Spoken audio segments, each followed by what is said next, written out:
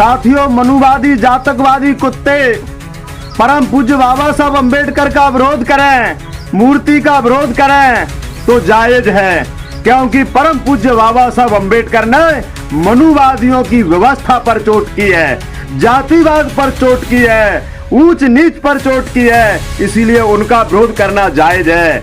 लेकिन साथियों, अनुसूचित जाति के लोग विरोध करें, ये जायज नहीं है। क्यों जायज नहीं है?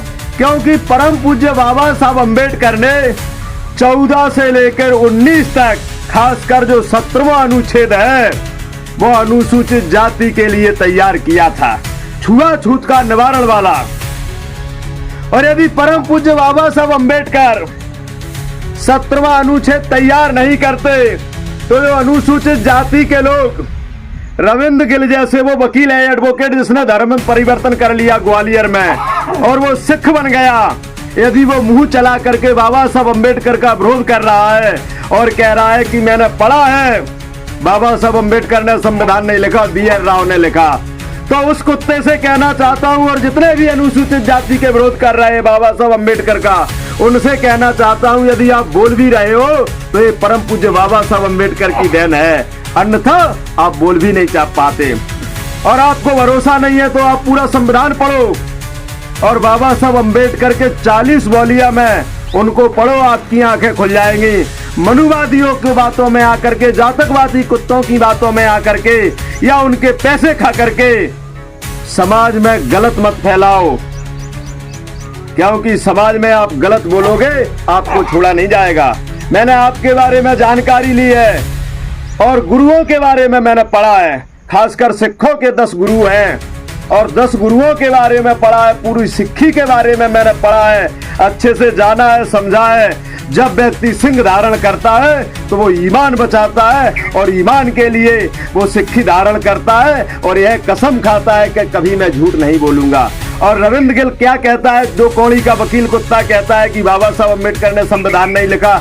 यदि बाबा साहब अम्बेडकर ने संविधान नहीं लिखा होता तो जो LLB की डिग्री लाए फिर रहा है ये भी नहीं ले पाता, क्योंकि बाबा साहब अम्बेडकर से पहले बताओ कितने अनुसूचित जाति के वकील हुआ करते थे, कितने लोग पढ़े हुआ करते थे। आप सर्च करोगे तो एक भी नहीं पाओगे।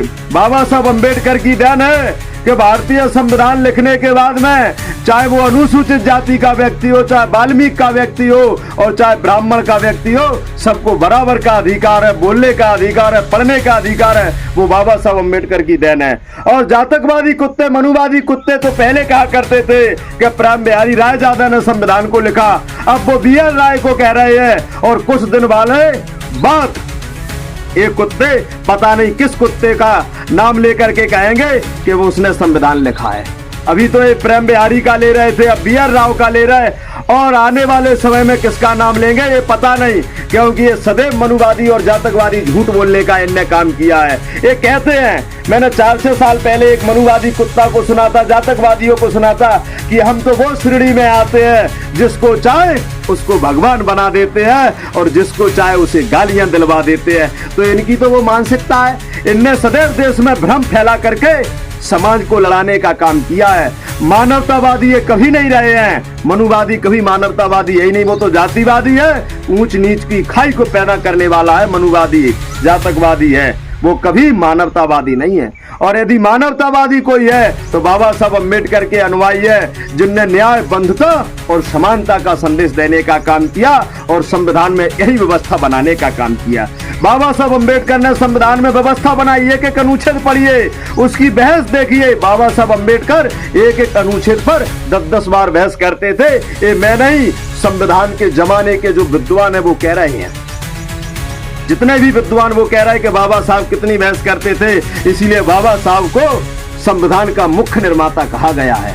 7 लोगों की समिति थी, 7 लोगों में से भी बाबा साहब अम्बेडकर को ही मुख्य निर्माता कहा गया है। लगभग 300 लोग थे, उसमें भी बाबा साहब अम्बेडकर को, उस समय जितने संविधान सभा में सदस्य थे, सबने बाबा साहब अम्बेडकर को मुख्य निर्माता कहा है। और मैंने BR राव को भी पढ़ा है, BR राव नौकर थे और उनके लिए विदेश में भेजा गया था कि कहाँ क्या स्थिति है, तो वो कच्चा मसौदा की जो भी आए, अरे भाई किसी के भी सलाहकार होते, क्या प्रधानमंत्री के सलाहकार को ये कहोगे कि प्रधानमंत्री है, राष्ट्रपति के सलाहकार को ये कहोगे कि राष्ट्रपति है? आप 1946 से लेकर के जितनी मीटिंगें हुई हैं संविधान सभा को लेकर, उनके बारे में पढ़िए, उनको देखिए, जब आपकी आंखें खुल जाएंगी कि बाबा साहब अम्बेडकर ने कितनी मेहनत की और कितनी मेहनत वो जीवन में करते रहे। आज नालायक कुत्ते उन पर सवाल उठा देते हैं। अरे नालायक हो, उनके संघर्ष को पढ़िए, बचपन से लेकर के अंतिम समय तक। यदि सबसे ज्यादा भारत में किसी ने संघर्ष किया है तो बाबा साहब अम्बेडकर ने किया है।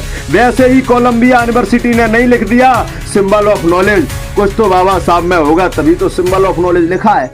नहीं तो इतने भी भारत में लोग थे, जातिवादी इतने कुत्ते थे, क्यों इनका विदेशी में नाम नहीं है?